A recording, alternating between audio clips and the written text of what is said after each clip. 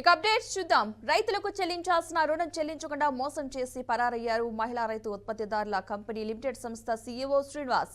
నిర్మల్ జిల్లా కుబీర్, లోకేశ్వర మండలాలకు చెందిన మహిళా రైతులు ఉత్పత్తిదారుల కంపెనీ లిమిటెడ్ చేరారు.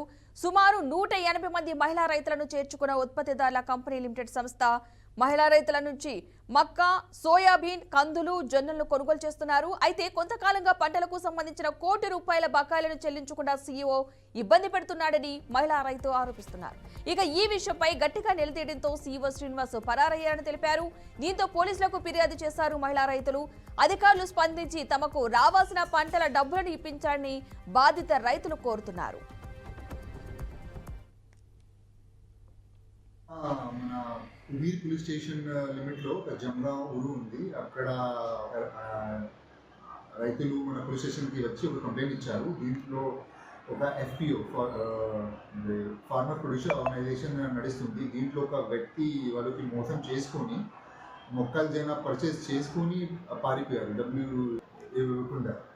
అదేలాగా అదే వ్యక్తి మన లోకేశ్వరంలో మనుమడు ఊరిలో సేమ్ మోడస్ ఆపరెండితోని మోసం చేశారు. దీని మీద మన కుబీర్ పోలీస్ స్టేషన్లో ఎఫ్ఐఆర్ నిన్న జరిగింది. అదేలాగా ఈరోజు లొకేషన్లో ఎఫ్ఐఆర్ రిజిస్ట్రేషన్ చేయడం జరుగుతుంది. సో ప్రాపర్ సెక్షన్ పెట్టుకొని మేము ఇన్వెస్టిగేషన్ చేస్తున్నాము. దీంట్లో ఎవరెవరు ఇన్వాల్వ్ ఉన్నారు. కుబీర్ మండల్ జామగాం గ్రామము. మేము ఎఫ్సిసిఎల్ అనే కంపెనీలో సభ్యత్వం తీసుకున్నాం సార్. కాకపోతే ఏమైందంటే మేము మొక్కజొన్నలు ఆ కంపెనీలో వేసినాం సార్. ఒక 26/4/2025 వేసినాం సార్. 15 రోజుల్లో మాకు డబ్బులు వస్తాయని ఆ కంపెనీలో పనిచేసే సీఈఓ గారు చెప్పారు సార్. దానికోసం మేము దాంట్లో కొంచెం రేట్ ఎక్కువ వస్తాయని వేసినాం సార్. అయితే ఒక 10 రోజుల తర్వాత అతని దగ్గరికి వెళ్తే అతను మాకు చెక్కులు ఇచ్చాడు సార్. చెక్కులు 2వ తారీఖు ఇచ్చాడు సార్. ఆయన 2వ తారీఖు చూసే వరకు అకౌంట్లో డబ్బులు లేవు సార్. ఆయనకు సంప్రదిస్తే ఆయన పరారీలో ఉన్నాడు సార్. అంటే మా ఊళ్ళో ఒక 20 లక్షల వరకు పోయినాయి సార్. ఇంకా మళ్ళీ మన్మద్ అనే లోకేశ్వరం మండలం మన్మద్ అనే గ్రామంలో అక్కడ కూడా ఒక 40 మొత్తం ఒక ₹1 కోటి టోకరా వేసుకుని వెళ్ళిపోయాడు సార్. మేము ఈయనకు నమ్మి ఇవ్వలేదు సార్. ఈ సంస్థకు నమ్మి ఇచ్చినాం. ఎందుకంటే ఏయూ గారు మా ఊరికి వచ్చి ఈ సంస్థ గురించి చెప్పి ఇట్లా సభ్యత్వం తీసుకోమంటే మేము సభ్యత్వం తీసుకున్నాం సార్. కాకపోతే మేము వేసినాం సార్. మా ఊళ్ళో కొన్ని డబ్బులు వచ్చాయి సార్. ఒక 2-3 లోడ్ల డబ్బులు అతను తీసుకొని పరారయ్యారు సార్. అంటే మొత్తము లోకేశ్వరం మండలం అంతా కలిపి ఒక ₹1 కోటి వరకు టోకరా వేసుకొని వెళ్ళిపోయింది సార్.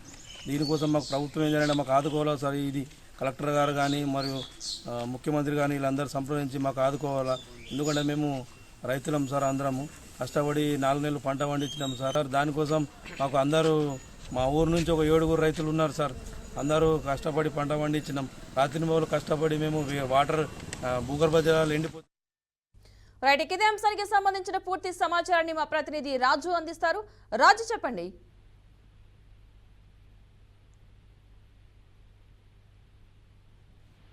పద్మ, నిర్మల్ జిల్లాలో అత్యంత దారుణ ఘటన వెలుగులోకి వచ్చినటువంటి పరిస్థితి మనం చూస్తున్నాం. ఏకంగా 180 మంది రైతులకైతే సంస్థ సీఈఓ పూర్తిస్థాయిలో కూర్చోబెట్టి పడనటువంటి పరిస్థితి. నిర్మల్ జిల్లాలో రైతులకైతే పూర్తిస్థాయిలో ఘనంగా మోసం అయితే జరిగినటువంటి పరిస్థితి. మహిళా రైతు ఉత్పత్తిదారుల కంపెనీ సంస్థ లిమిటెడ్ కి సంబంధించినటువంటి సీఈఓ రైతులను మాత్రం నట్టేయడం వచ్చినటువంటి పరిస్థితి మనం చూస్తున్నాం. నిర్మల్ జిల్లాకు సంబంధించి ప్రధానంగా కుబీర్ తో పాటు లోకేశ్వరం ఈ 2 మండలాలకు చెందినటువంటి కొంతమంది రైతులు పూర్తి స్థాయిలో మొన్న సోయాబీన్ తో పాటు కందులు, జొన్నలు, ఇతరత్రా కొన్ని వాణిజ్య పంటల క్రాప్ సంబంధించినటువంటి అవన్నీ కూడా ఈ సంస్థ కొనుగోలు చేసింది. రైతుల నుంచి బకాయిలను చెల్లించకుండా ఉత్పత్తిదారుల కంపెనీ ఆ సంస్థ సీఈఓ అయినటువంటి శ్రీనివాస్ అయితే వారందరికీ ఇనామం పెట్టినటువంటి పరిస్థితి. దాదాపు ₹1 కోటి మేర బకాయిలు చెల్లించకుండా ఇబ్బంది పెడుతున్నారని కూడా పూర్తి స్థాయిలో రైతులు అయితే ఒక్కసారిగా రోడ్డెక్కినటువంటి పరిస్థితి. మరి పోలీసులకు ఫిర్యాదు చేయడం జరిగింది.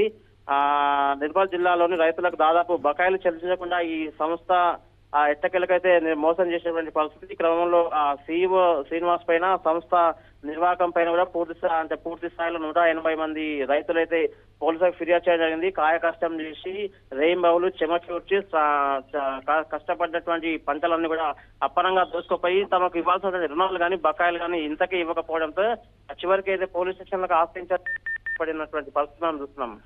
Padma. Right, thank you Raju.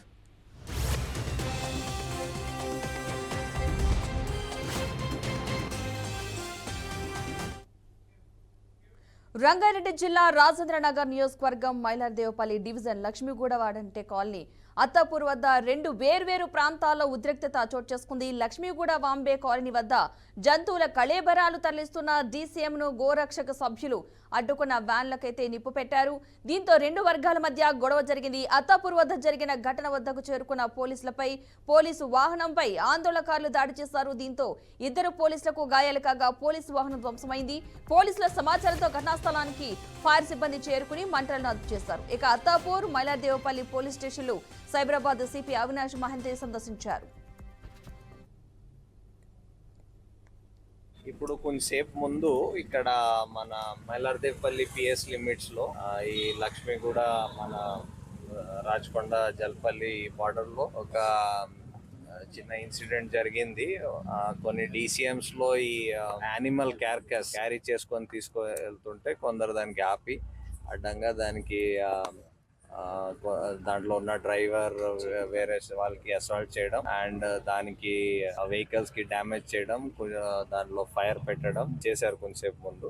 So వెంటనే పోలీస్ వచ్చి క్రౌడ్ కి డిస్పర్స్ చేసింది.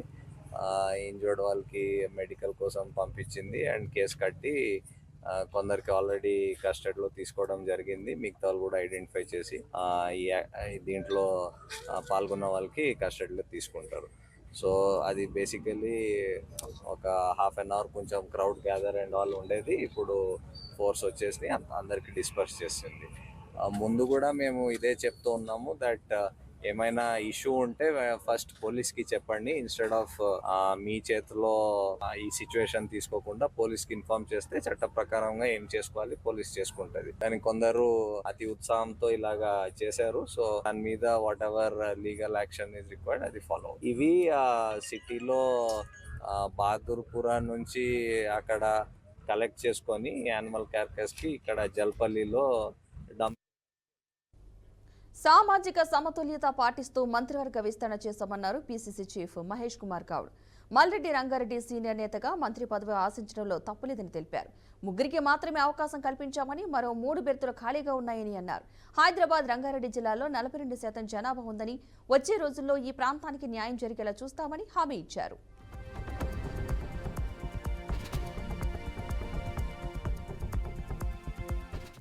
జరిగింది. మంత్రివర్గంలో స్థానం కోసం మా రంగన్న చాలా సీనియర్ నాయకుడిగా మంత్రివర్గంలో చోటు కోసం ప్రయత్నం చేయడం, వస్తుందని ఆశించడం, మేమంతా కూడా రంగన్నకి రావాలని కోరుకోవడం జరిగింది. సమీకరణలు దృష్ట్యా ఈ రాష్ట్రంలో సర్వే చేసిన దృష్ట్యా చాలా కోణాల నుంచి ఏఐసిసి పెద్దలు ఆలోచించి 3 మాత్రమే కేబినెట్ మంత్రుల్ని వల్ల తీసుకోవడం జరిగింది. 3 కేబినెట్ బర్తులు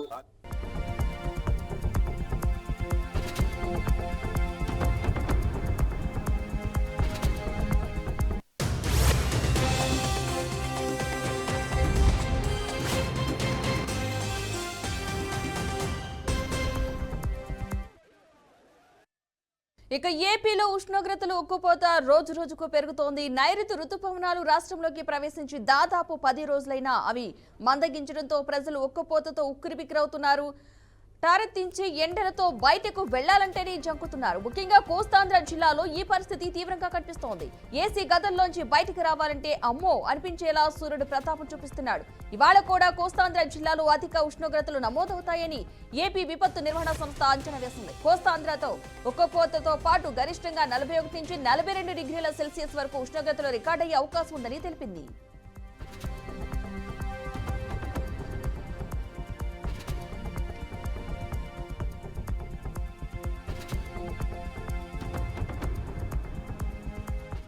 బ్యాక్ టు న్యూస్. నేడు సీఎం రేవంత్ రెడ్డి ఢిల్లీకి వెళ్లనున్నారు. ఏఐసీసీ పెద్దలను కలవనున్నారు. శాఖల కేటాయింపులపై అధిష్టానంతో రేవంత్ చర్చలు జరపనున్నారు.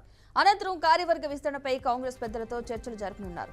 స్థానిక సంస్థల ఎన్నికల ముందు ఎస్సీ వర్గీకరణ, బీసీ కులగణనపై భారీ బహిరంగ సభల తేదీలను ఫైనల్ చేసే అవకాశం ఉన్నట్లు సమాచారం.